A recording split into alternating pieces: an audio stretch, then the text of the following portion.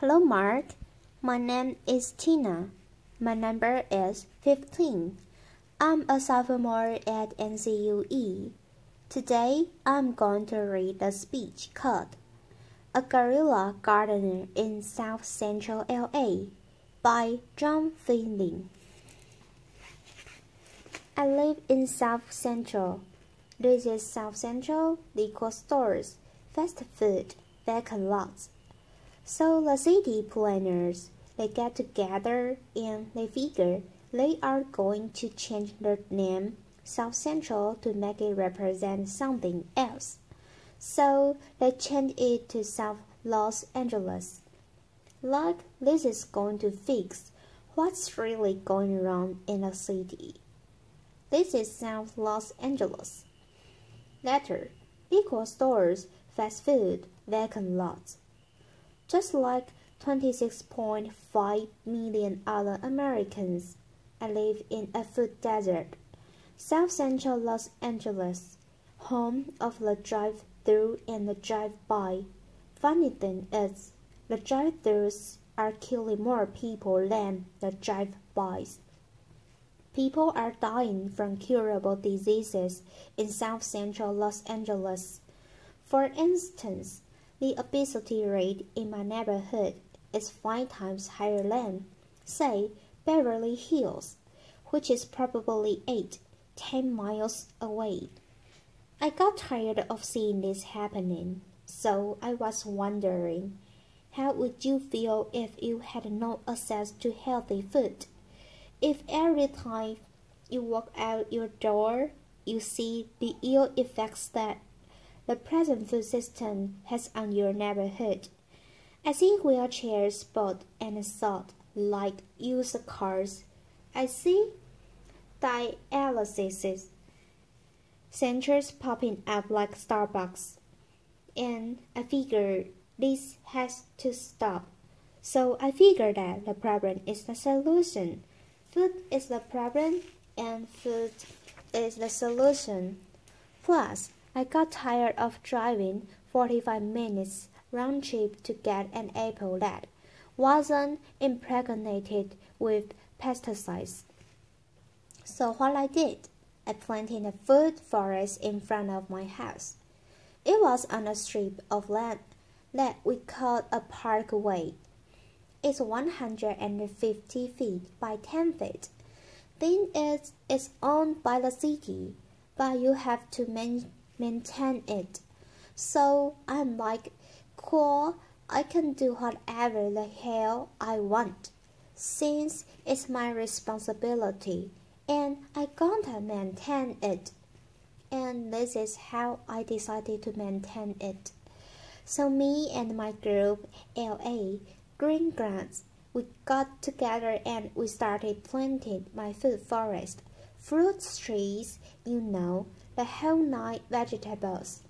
What we do, we are a path it forward kind of group, where it's composed of gardeners from all walks of life, from all over the city, and it's completely volunteer and everything we do is free. And the garden, it was beautiful. And then somebody complained.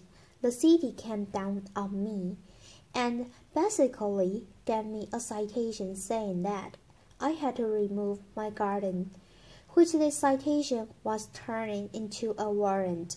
And I'm like, come on, really? A warrant for planting food on a piece of land that you could care less about? Later. And I was like, cool, bring it. Because this time it wasn't coming up. So LA Times got a hold of it.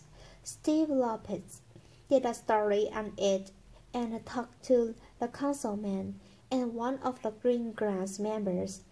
They put up a petition on Change.org, and with 900 signatures, we were a success. We had a victory on our hands. My councilman even called in and said how they endorse and love what we are doing. I mean, come on, why wouldn't they, LA, list the United States in vacant lots that the city actually owns. They own 26 square miles of vacant lots. That's 20 Central Parks. That's enough space to plant 725 million tomato plants. Why in the hell would they not okay this? Growing one plant will give you 1,000 and 10,000 seeds, when $1 worth of green beans will give you $75 worth of produce. It's my gospel. When I'm telling people, grow your own food, growing your own food is like printing your own money. Applause. See, I have a legacy in South Central. I grew up there, I raised my sons there, and I refuse to be a part of this manufactured reality that was manufactured for me by some other people, and I'm manufacturing my own reality. See, I'm an artist.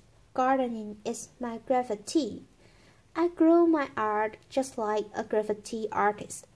Where they beautify walls, me, I beautify laws.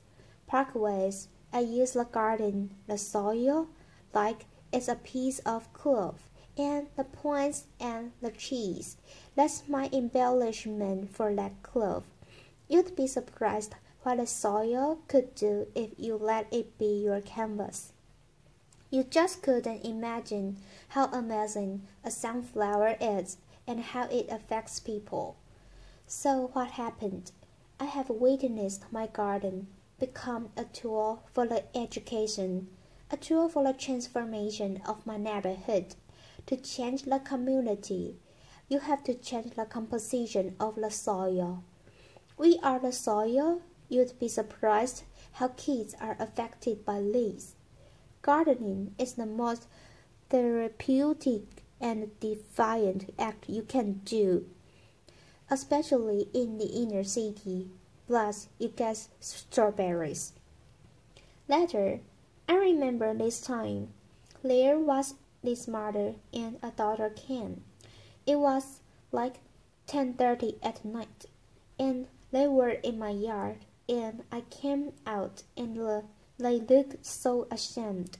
So I'm like, man, it made me feel bad that they were there. And I told them, you know, you don't have to do this like this. This is on the street for a reason.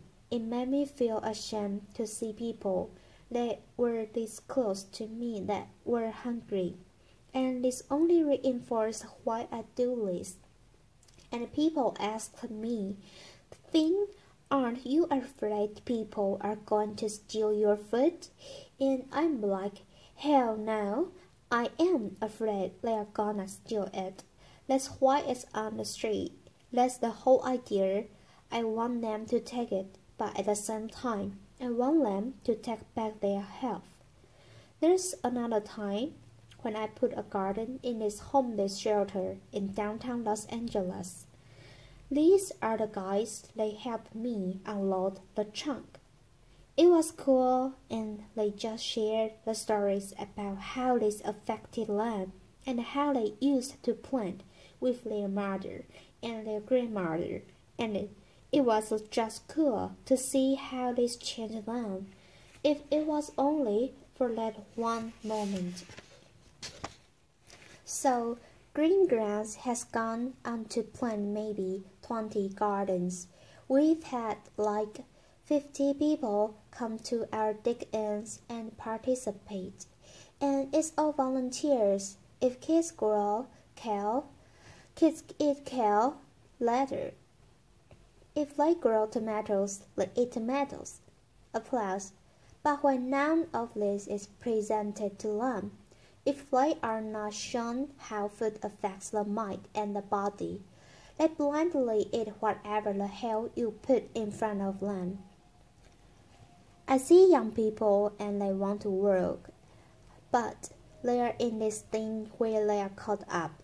I see kids of color and they are just on this check. Let's design for them, then lead them to nowhere. So with gardening, I see an opportunity where we can train these kids to take over their communities to have a sustainable life. And when we do this, who knows? We might produce the next George Washington Carver. But if we don't change the composition of the soil, we will never do this. Now, this is one of my plans. This is what I want to do. I want to plant a whole block of gardens where people can share in the food in the same block. I want to take shipping containers and turn them into healthy cafes. Now, don't get me wrong. I'm not talking about no free shit, because free is not sustainable. The funny thing about sustainability, you have to sustain it. Later, plus, what I'm talking about is putting people to work and getting kids off the street and letting them know the joy, the pride, the honor in growing your own food, opening farmers' markets. So, what I want to do here, we gotta make this sexy.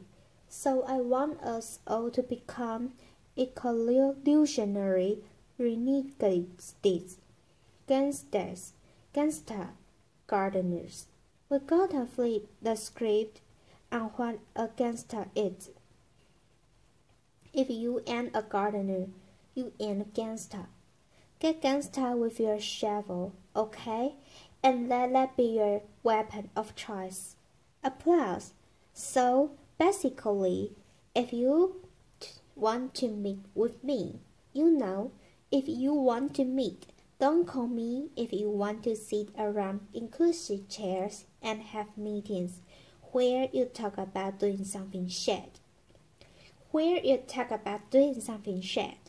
If you want to meet with me, come to the garden with your shovel so we can plant some shade. Peace. Thank you. Applause. Thank you. Applause.